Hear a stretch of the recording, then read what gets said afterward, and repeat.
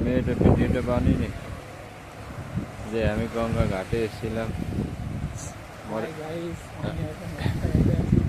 হ্যাঁ, আমি আমি এখন গঙ্গার ঘাটে আছি। ঘাটে আমি যাইনি, কিন্তু নৌকোটা ঘাটে যাচ্ছে।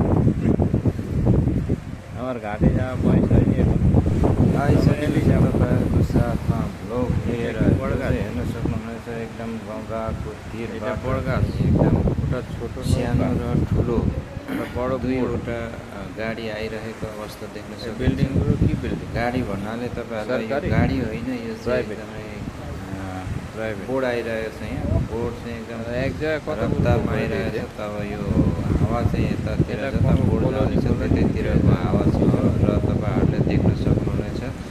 गङ्गाको तीरबाट गङ्गालाई एकदम दर्शन गरेर तपाईँहरूले टाढैबाट भए पनि दर्शन गरेर मनोरञ्जन लिन सक्नुहुनेछ। गाइजहरू, भिडियोलाई धेरैभन्दा धेरै सेयर गर्नुहोला। गङ्गाजीको दर्शन गर्ने मानिसहरूलाई पनि धेरै धेरै स्वागत गर्न चाहन्छु। लाइक कमेन्ट गर्नुहोला।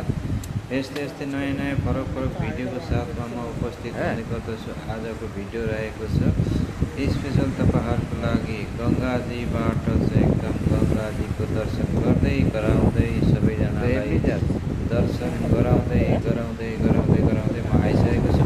हेर्नुको लागि तपाईँहरूले हाम्रो च्यानललाई सब्सक्राइब गर्नुपर्ने हुन्छ। रमाइलो र धेरै इम्पोर्टेन्ट भिडियोहरू लिएर म उपस्थित हुने गर्दछु। बोट नजिक आइसकेको छ। अब तपाईँहरूले हेर्न सक्नुहुनेछ। बोट हेर्दै गर्नुहोला भिडियो भन्न चाहन्छु। अनि यसै गरी भिडियोलाई like comment share channel subscribe गरेर हामीसँग जोडिन सक्नुहुनेछ। तपाईँहरूको सुख समृद्धि उत्तर प्रगतिको कामना पनि गर्दछु।